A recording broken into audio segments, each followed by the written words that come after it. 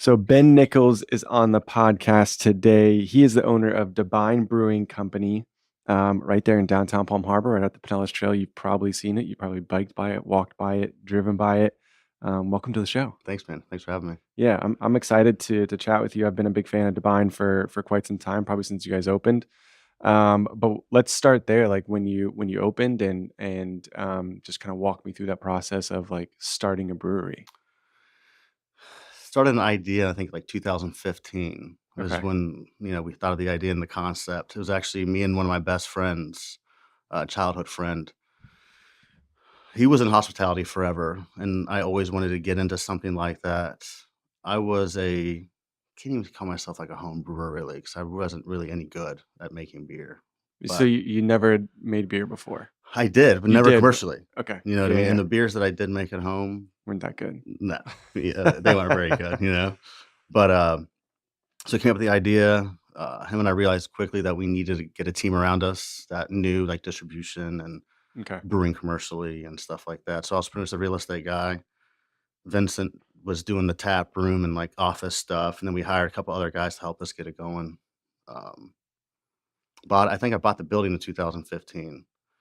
Took about a year and a half to remodel it because I did a lot of the stuff myself and building the team up and getting game plans and stuff like that. And Mhm. then opened 2016, March 2016. So we're going on 7 years Okay. that we've been open this year. Crazy.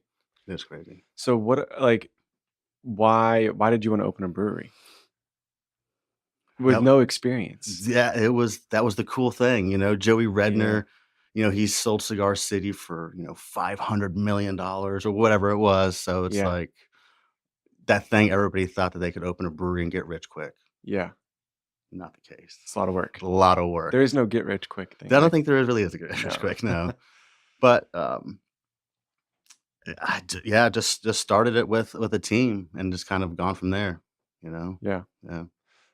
So how did you so prior to opening the brewery, like, what did you do before that? Real estate. Real estate, okay. Yeah. So Investing investing in process. real estate, yep. Yeah. And, so you had residential properties around the area. Um, what is like, did you ever picture yourself being a business owner? Yeah. I think so. From an early age, I realized that I want to be an entrepreneur and work for myself and make Yeah. my own way and not work for the man. Yeah. Uh 2010, 2011, I think is whenever I started my investment company, LLC, and got a loan, started buying up real estate properties. Okay. Market crashed. Everybody was losing their houses and foreclosures and short sales, and Yeah. And you're like, "This is a good time to this is buy." a perfect time to buy. So that's Yeah. what I did. Like example, I bought 7 condos over in Tampa, like an average like 20 grand. Sold them 6 years later for 190. That's amazing. Yeah. So kind of went from there and did it like that. Yeah. How did you why real estate? Like, like, where did you get, like, the motivation or drive to say, like, I wanna invest in real estate?" I don't really know, to be honest with you. I think I just realized the market was crashing, reading articles and seeing what you could get, and had a real estate friend that was telling me about all these foreclosures and how cheap you can get these houses at auctions and stuff like that. So Mhm. light bulb just kind of went off. I thought, well, real estate's always been a good investment, a good Yeah. asset. So Yeah, yeah, yeah. that's kind of ran Works. with it. Okay. Got my whole family involved and everybody. Cool. Yeah. Yeah. So what do you like about the real estate, investing in real estate? Multiple things. One, it's a cushion. You know that you have an investment. You know that it's over time it's going to build wealth. It might Yeah. drop, whatever, but it's just like the stock market drops, goes up, drops, goes up. Right. So if you can hang on to it You long can hang term. on to it long term, you're good to go. And Yeah. that was always my plan to pretty much just keep as much as I can, get that residual income coming in every month on rent and pass it down for generations, really, Yeah. you know. So do you think so like investing in real estate, do you think that led you to like having the knowledge or whatever to kind of start this brewery and buy the property too instead of, lease out? Yeah, it definitely got me in an entrepreneur mindset Yeah. because I'd buy these houses and they needed a lot of work. Well, I just hired up some of my buddies and we legit did all the work ourselves. So it taught me how to run crews and how to run a team and really pinch pennies and make money instead of Mhm. just wasting it and paying other people and stuff like that. Yep. Yep, to be aware of kind of all those different Mhm. pieces that go into that. Um so let's jump back into like the brewery and talk about like the idea behind that and kind of where this, you know, what was your thought there of like building Divine? And like where does the name come from too? That's an interesting name. So divine, Yeah. hops grow on a vine, Okay. grapes grow on a vine. So instead of divine, divine. It's Divine. just like a play on words. Yeah, Nice. just of the Okay. vine, you know. Yeah, yeah. And then as we're doing research, we realized the word vine meant like gatekeeper of the underworld in some Okay. Arcadian language or some craziness, and Yeah. that's where like this halo and devil's tail came from, Okay. on our logo. Yeah, yeah. But uh, yeah, so that's where divine came from, Yeah. the So name of it. so what about the concept of the brewery, right? Because there's, you know, there's in our area, like Dunedin was a popular spot where like this is where all the breweries were. Palm Harbor's got a few of them now. You know, Tampa's got a bunch, but you know, each one is unique in their own way, has their unique style, unique flavor of beers and that sort of stuff. Like where did your, you know, what was your idea there? Try and stay ahead of the curve, Okay. like beer styles and things like that. Okay. When we first opened, we were very overstaffed, underknowledged, and we just tried to get by the best that we could. And then we ended up finding new people, hire new people that actually knew what they were doing and stuff like that, and really took us to the next level. Um, As far as sour, like creating the beers. yeah, Yeah. Okay. creating the beers, technique. I mean, everything's brewing is you're hanging out, you're drinking, you're making beer. It's fun. We're cleaning 85% of the time, and you're brewing 15. So it's not like a glorious job by any means. Yeah. For me, it is. I'm quality control, so I just get to Yeah. hang out and drink it. But Yeah. but Somebody else is cleaning it. yeah, Yeah. somebody else is doing it. But you know, taking pride in, changing our water profiles, is like a big one. Like a lot of people have bad water. Yeah. So we got the RO system and now we mock water profiles to whatever style beer it is. So if it's a Mexican lager, we find out where like our favorite Mexican beer is, find out what their water profile is and mimic that water profile. Oh wow, that's interesting. German beer, yeah. So it's like, well, your main ingredient in beer is water, Yeah. right? So it's like that's where you start off with. And that's one of the things that we really take pride in. And Yeah. So that reminds me of we went to Ireland a couple years ago and went to the Guinness factory, right? And oh man, they yeah. take you on this tour or whatever. And one of the things they talk about is like the water from with the river or whatever it is right there, right? And like that being like one of the big, you know, differences in the beer in that's made in Guinness versus or the made that's made in Ireland versus maybe the Guinness beer that you get in the United States, right? Like maybe Oh there's a yeah. little bit different flavor. Um, and yeah, it's crazy how important the water is to the flavor of it. Oh, it is. I mean, Yeah. whenever we did the RO system, I mean, our beers completely changed. I mean, cleaner, crisper. There's no aftertaste. I mean, Okay. it's just like a very clean, crisp beer. And so you can change the water. Like, what's the profile of the water that you're changing? Like, what are you changing in the water that? Well, we have an RO system. We strip everything out of it. So then we got to add, Okay, well, I mean, calcium. I mean, just a whole bunch, whatever is then salts or just depending on crazy. what that water profile is. Yeah. And you get bags of gypsum, and you're dumping it in the water. You know what I mean? Yeah, Like it's wild. yeah. So you're like making water, Mm, and then you're making beer. correct. That's Yeah. that's cool. It is cool. Yeah. Yeah. Where did that idea come from? Like, the idea to is that just like trying to be different? You know, trying to think ahead of the curve, like you said. Well, yeah, we hired a consultant to come in and work with us brewing wise, and the dude was very knowledgeable, and he pretty much told us like, if you want to get to the next level, you Mm, have to strip your water and start from scratch, okay. and it changed. Yeah, Yeah. crazy. So you notice a difference in the Oh flavor, yeah, and yeah, oh yeah, cool, cool. yeah. It's wild. What are your some of your favorite beers? Styles, Yeah, sours for sure. sours. Yeah, I love sours. A good kettle sour is. Mm-hmm. I don't like the wild yeast strains. Um, Bacteria strains 'cause they get, like, real funky and skunky and stuff like that, which I don't like. I Mm-hmm. just like a good salty sour, kettle sour. Mm-hmm. Uh, then all of our lagers. I'm Yeah. really big into lagers now, our light lagers and amber lagers Mm-hmm. and stuff like that. Yeah. Yeah, Yeah. I like that. One of my favorite is the Pilsner that you guys have. Yeah, beer's great. Yeah. Yeah. Yeah, that's good stuff. Um, so like growing up in your were you around like any entrepreneurs or like where did that kind of mindset come from? Because I don't think everybody has that. No, not necessarily. I mean, My dad was in the military and was a welder. My mom went to Yeah. college and was a school teacher. But they were always driven, and taught Yeah, you yeah. how to manage money and things like that. Yep. Um, no, I just kind of fell into it, I guess. Yeah. What are some of the biggest challenges as to being an entrepreneur that you've had to face? A lot. A lot. It's I like mean, every day. yeah, Yeah. I mean, little thing. I mean, I learn every day. I Yeah. mean, I really do. And I think one of my biggest problems that I had early on was having such a closed mindset or tunnel vision, I guess you Mm, could say, not taking advice from the outside and thinking I always knew best because I ended up yeah. failing on multiple things because of that. And then once I Yeah. realized, oh, this guy probably knows more than I do about this. Why don't I listen to what he has to say? Or this guy Yeah. knows more about this. So Yeah. that's probably one of my biggest. That's hard to do sometimes too. And even though like you may have it kind of figured out right now, like you get to the next phase or whatever, and you're like, Yeah, it's still like a constant learning always. process, And then right? taxes, not not Yeah. not knowing the whole game of taxes was one of my biggest things too. Hmm. Overpaying, not writing things off when I should have, and Hmm. stuff like that, which I'm pretty on top of now. Yeah. Yeah. And I think it's just like that process of being an entrepreneur, right? Like starting out, like not having a background in it or anything like that, or um, not growing up in a household of entrepreneurship. You just have to go through and figure all that out yourself, Yeah. right? Yeah, pretty much. Yeah, but like I said, I kind of grew up with, some of my family members. We kind of did it together.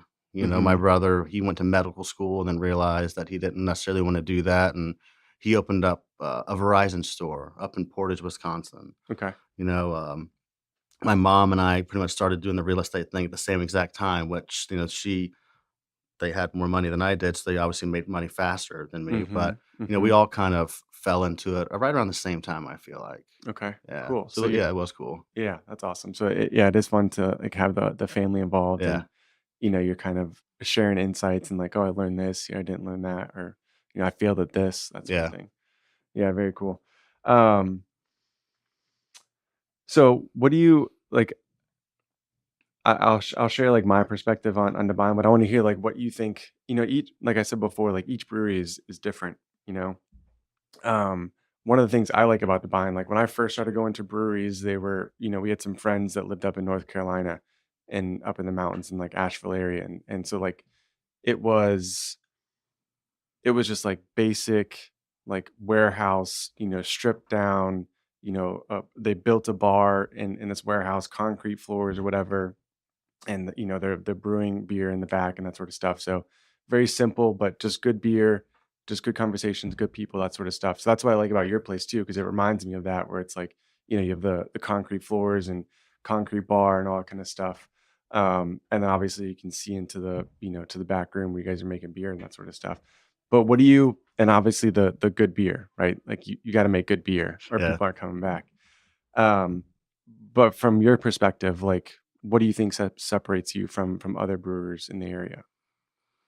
I would say our team. Mm, I mean, the people that actually work there on a day-to-day basis and deal with the regulars, deal with the customers, and the people on the front lines. Really, mhm. we we have a different atmosphere and environment than a lot of breweries do. Like, they're not allowed to drink when they're working behind the bar or in the back brewing. To Mhm. where you go, a lot of breweries, the bartender's having a beer with you, which is to each their own. I don't Yeah, mind it. right. But we have a little higher standards, and our atmosphere is a little bit different than a lot of people's. Yep. Run a tight ship. I'm not saying other breweries don't run a tight ship, but cleanliness, consistency is my biggest thing. So, be clean, be consistent at what you do, be knowledgeable, Mhm. and don't get drunk behind the bar. Yeah. That's a big one. Yeah, that could lead to some troubling Well, you got situations. money, you know what I mean, that you're Yeah, dealing with constantly, and if you're dealing with other drunk humans, who knows what happens, and sure. so they can get out of hand fast. And then just the vibe, like I said, like the team that's there, and then we have the music, we have the comedy, and Yeah, we keep that on the regular and stuff, so people know what to expect out of us. So I think we've yeah. kinda Yeah, that's cool too. So you guys do, like, comedy night? yeah. Is that every Wednesday?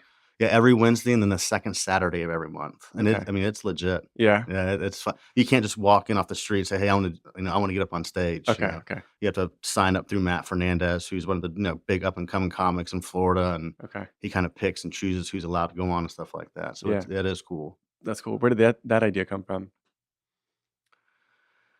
I honestly don't know because I mean, we've had comedy almost since we opened. Oh, okay. Yeah, and, before there was a guy named JB Ball that was running it, and he moved on to LA, and he's writing for MTV and Comedy Central, like, he's making it out there, but originally he was doing it, Okay. and I don't know, I'll be honest with you, Yeah. how we got connected or whatever, and then he left, and Matt took over, and, Matt's been doing a great job with it as well. Yeah. Yeah, it's cool, man, it's fun. You wouldn't think, Right, you like know at what a I mean? Yeah, brewery. at a Yeah. brewery comedy, but now it's a big thing, a lot of people are doing it, which is cool. Yeah. Yeah, Yeah. that's fun. I think the entertainment piece is, you know, I think for our area, it's becoming more and more of a thing, right? Because you have to just find another way to keep people there, Mhm. right? Maybe that's a big piece of that. Yeah, and I noticed we're not Dunedin when it comes to music. Dunedin, this music scene is huge. You go to the breweries down there and, some of the clubs down there, and their live music is just Yeah. wild. It's Yeah, yeah, packed. yeah. Palm Harbor's a little bit of a different crowd when it comes to the music, so that's why we kinda toned back on the music a little bit, Mhm. done a little bit more comedy because that seems Mhm. to what Palm Harbor people So the comedy nights are like more are busier than the music nights? and it's cheaper for me. Oh, yeah. Music is so expensive. Oh, yeah. Oh my gosh, it's so expensive. To where comedy, these guys, they still have full-time jobs. They're just doing this on the side to try and make it or, whatever the case is, so they don't Oh, demand yeah. as much money as a musician who that's what they do. Right, That's right. that's how they make their living. Yeah. But yeah, so we do better, money-wise on those Nice. nights. Yeah. Comedy. Who would have thought, you know? I mean, I like to laugh, Yeah, like, of I think it's course. great. Yeah. Yeah. So are you there, like, every time there's a comic there, or you try to No, be? I Yeah. try to be. Yeah. The nights that I don't have my daughter, when I can get away, I do go up there. Yeah. But the most like this Saturday show that's coming up this month is gonna be awesome. John Jacobs is doing it. He's actually moving, I think, to Europe or something, but he's been on MTV and done a bunch of stuff. So he's doing like Okay. his farewell show this month at Divine. So I will definitely be there for that one. Okay. Yeah, he's hilarious. That's the end of this month? It'll be the second Saturday, so next weekend. Not Okay. this weekend, but next weekend. Okay. Yeah. Okay. Cool. Um, so what about the your future plans for Divine? Do you ever want to open up a second location? Oh man, yeah. Yeah. Yeah, I'm in talks right now with a buddy of mine who he's in the restaurant business. He owns a successful restaurant and bar, and he wants to kind of do like a restaurant concept, but me have put the brewery in.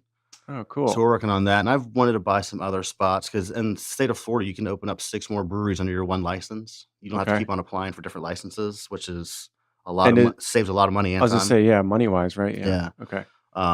My wife's not a big fan. Of the brewery? No, no, of Oh. opening more. Oh, yeah, yeah. Because this one is going on 7 years. We have a great team. A lot of things run themselves, but man, it's still a very stressful full-time job Yeah. dealing with it. So if I open up another one, How do you split your time? how do you split your time? Yeah. So you're spending about 40 hours there or roughly at I Divine would right say now? my wife does. I'm probably more of the 30, 35 hours a week there. Okay. Zach, who's my head brewer operations manager, he's there, 45 hours a week, and he Mhm. pretty much runs the back of house, all the Mhm. scheduling for brewing, ingredients, inventory, distribution. Zach handles. I don't have to do any of that anymore. And then my wife does all the tap room and scheduling and Okay. office work. So I kind of go there and meet with everybody and make sure everybody's got what they Taste need some to do their beer. job, Yeah. taste some beer, and then I'm not a big micromanager. Yeah. I hire people that I think are capable of doing the job, and I just let them do their job. Yeah. You know, Yeah, that's pretty cool. yeah. What was I just gonna ask you? It was oh yeah, like the process of like, is it hard? What about distribution? That's what I was gonna ask you about. Like, because not a lot of breweries are doing that. Yeah. Is that something you always wanted to get into or Yeah, so, like, when Joey Redner sold Cigar City, yeah, he was in such big distribution. yeah.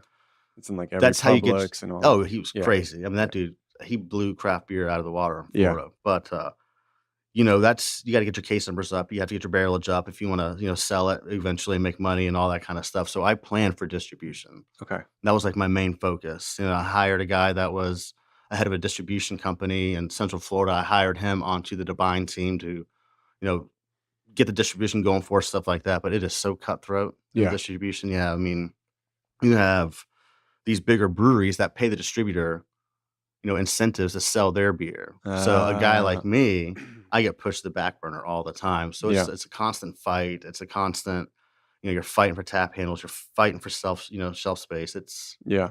It's a pain, and you don't make a lot of money. Right, on You distribution. don't make any money in distribution really.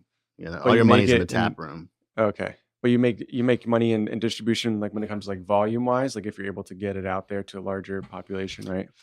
Yeah, kegs you make some money on when they're going into Okay. restaurants and bars and stuff like that, but when you're Mm. doing packaging, I don't have my own canning line, so I still have an outside company come in and bring their canner and can it for Oh, me, okay, okay. which pretty much takes up all my profits and canning. Okay. So, when Lucan's, ABC's, Total Wines, all those kind of places that we have, it's more of a marketing than anything because I Yeah. don't make any money on those cans. Okay. But buying a canning line is gonna cost me like 210 grand, Yeah. and in order to push that much, liquid and cans, like, you have to then sales rep for $55,000 a year. You have to do Yeah. the you know what I mean? It's Yeah, yeah. just, like, so much more, so It's a much whole 'nother more. commitment. Yeah, so I'm kinda seeing, we're waiting for COVID to kinda see how the market happens and, where to Mhm. go from there, so Mhm. it's kinda what we're doing. Yeah, it's Just interesting. I think, like, your, you know, path into, owning a brewery is probably different than most of, like, I started in my garage, I brewed beer, everyone liked it, and now I opened up a commercial brewery, right? yeah. You just like the entrepreneur, piece of it. You're like, let's open a brewery, make some Yeah, money. that's exactly what it was, Yeah. I mean, I like I said, I hired the team that I thought I needed to make it successful. I Yeah. was gonna buy the property, do the renovations, and, let these guys run it, and that wasn't the case. I ended up, letting everybody go over the years and Mhm. ended up doing it myself, but, yeah, it definitely wasn't, the craft beer story everybody loves to hear. You know what Yeah. I mean? Yeah. For sure, but, I saw it as a moneymaker, and I ran with it. Yeah. But I think that's part of it though, right? Like, you stuck with it, you learned from your mistakes and then persevered and pushed through to make it what it is today. Oh, yeah. Yeah. I mean, for sure, and I've changed my game plan multiple times with Divine. Yeah.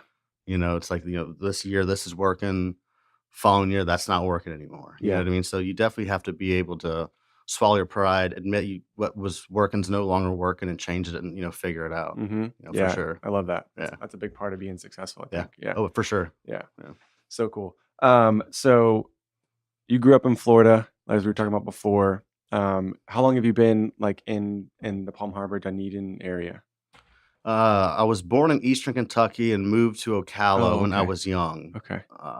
And then my parents divorced when I was 10, and my mom moved to Clearwater. Okay. So that's when I came down here. And I was here for a couple years. I ended up going to military school in Gainesville, Georgia Oh, okay. for the end of middle school and high school. And finished out in Ocala and down here and just kind of stayed with down here. Mhm. Do you like it here?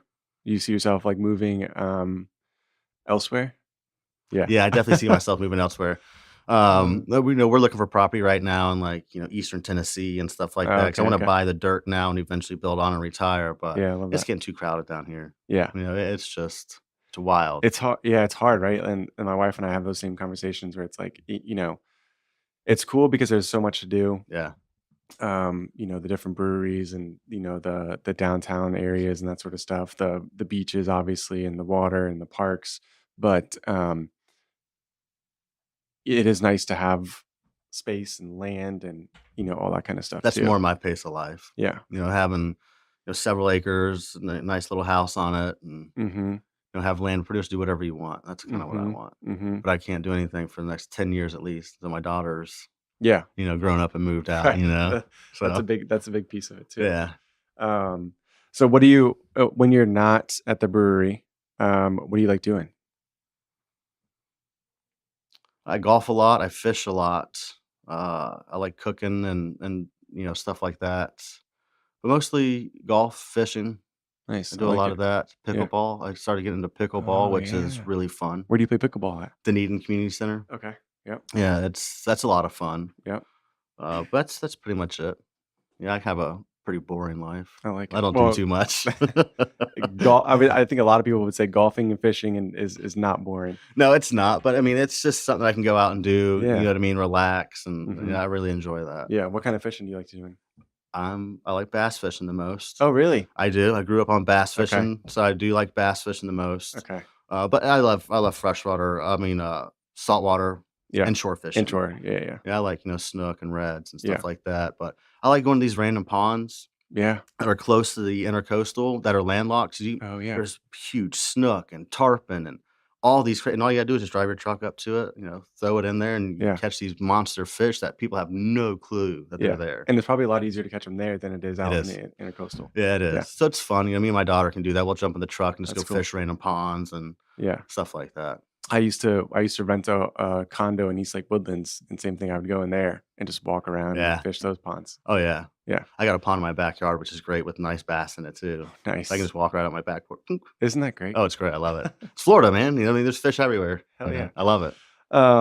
That's awesome, Ben. Well, I appreciate you joining the podcast today. If anybody doesn't know where Bine Brewery is at, where can they find you? 993 Florida Avenue, right in the heart of downtown, right where they're building the roundabout. Yeah. Drive down Alta 19, you will see it. Yeah, Yeah. right in downtown. There you Yeah. go. Well, thanks for being here. Yeah, man, thank you. I appreciate it.